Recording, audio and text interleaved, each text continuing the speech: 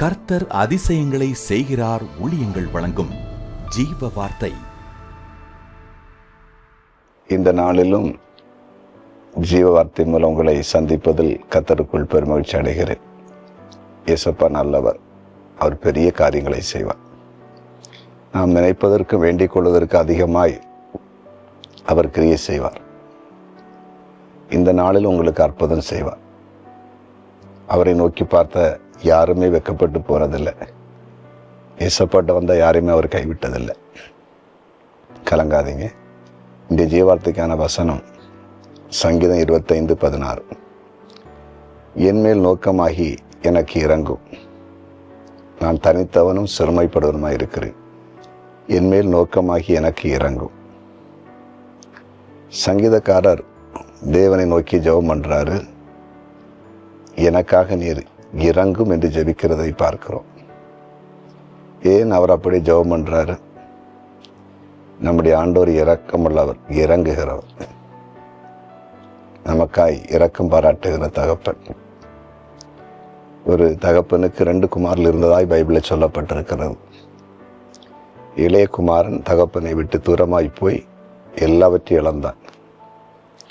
அவன் திருப்பி வந்த பொழுது தகப்பன் இறங்கி அவனை கட்டி அணைத்து முத்தம் கொடுத்து புதிய வஸ்திரம் அவனுக்கு தரிப்பித்து அவனுக்கு மோதிரம் அணிந்து பாதரட்சை புதிதாய் போட வைத்து வீட்டிலே விருந்து கொடுத்து மகிழ்ந்ததை பார்க்கிறோம். அப்பாவுடைய குணம் இப்படித்தான்.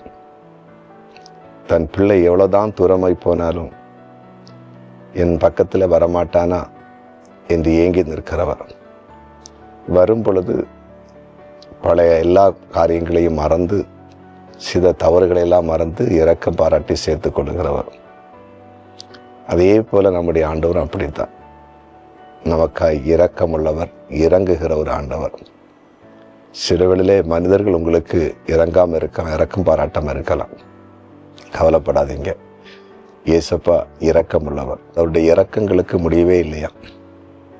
ஒரு வசனம் இருக்கு, கர்த்தர் இறங்கும்படிக்கு காத்திருப்பார். நிச்சயமாகவே உங்க வாழ்க்கையில ஆண்டவராகிய இயேசு கிறிஸ்துடைய இரக்கம் கடந்து வர போகிறது. அற்புதங்களை பார்க்க போறீங்க. நீங்க மேன்மையடைய போறீங்க. நம்ம ஜெபம் பண்ணலாமா? ஜெபிக்கணும். ஆண்டவரே, நீர் பேசின வார்த்தைகளுக்கு ஸ்தோத்திரம். நீர் இரக்கமுள்ள ஒரு ஆண்டவர், இறங்குகிறவர். இந்த நாளில் உம்முடைய வார்த்தையை கேட்டு இப்பொழுது ஜெபிக்கிற ஒவ்வொருவருக்காக உம்முடைய ஊழியக்காரன் மன்றாடுகிறேன்.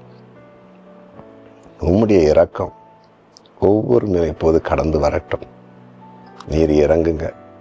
வியாதிப்பட்டவர்களுக்காக, கடன் பிரச்சனையோடு இருக்கிறவர்களுக்காக, வேலை இல்லாதவர்களுக்காக, சமாதானம் இல்லாதவர்களுக்காக, இந்த உலகத்தில் ஏன் வாழ வேண்டும் என்ற எண்ணத்தோடு இருக்கிறவர்களுக்காக நீர் இறங்கி அற்புதம் செய்யும்படிக்கு உம்முடைய ஊழியக்காரன் ஜெபிக்கிறேன். நீர் எங்கள் ஜெபத்தை கேட்கிறீர். நன்றி. இந்த நாளில் ஆண்டவரே, பிறந்த நாளை காண்கிற ஒவ்வொருவரையும் உம்முடைய ஊழியக்காரன் நீர் ஆசீர்வதிக்கும்படிக்கு மன்றாடுகிறேன். திருமண நாளை காண்கிற ஒவ்வொருவரையும் ஆசீர்வதிப்பீரா. உங்கள் குடும்பங்களை ஆசீர்வதிப்பீரா. குறிப்பாக எல்லாருடைய வாழ்க்கையிலும் மேன்மைகளை காண செய்து உம்முடைய நாமத்தை மகிமைப்படுத்தும். குறிப்பாக வியாதிப்பட்டவர்கள் மேல் உம்முடைய கரம் இப்போது வைக்கப்படட்டும். அவர்கள் சுகமாக்கப்படட்டும். நீர் அப்படி செய்கிறீர். அதற்காக நன்றி. இயேசுவின் நாமத்தில் பிதா.